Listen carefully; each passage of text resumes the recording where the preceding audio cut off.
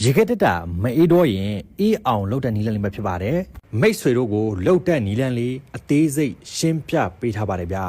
ဂယူဒီဇိုင်းကြည့်ပါဂယူဒီဇိုင်းနားထောင်ပေးပါဗျကြောက်လက်တက်လက်နဲ့ socket လေးကိုဖြုတ်လိုက်မယ်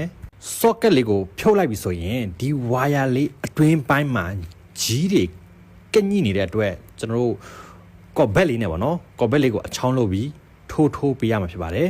wire လေးကိုထိုးပြီးကြီးရထိုးပြီးသွားတဲ့ socket လေးကိုလည်းဒီအတိုင်းပုတ်ပေးလိုက်ပါကြီးတွေထွက်သွားအောင်ဖြစ်ပါတယ်ဗျသုံးချောင်းလုံးကိုပုတ်ပြီးသွားတဲ့ခုချိန်မှာ wire လေးနဲ့ပြန် join ပေးလိုက်မယ်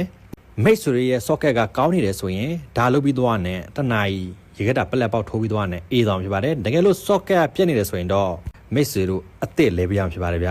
ဒါလေးကိုတော့ဂရုစိုက်ဖို့လိုပါတယ်ဒါလေးတွေကိုတော့တီးထားဖို့လည်းလိုပါတယ်ဗျ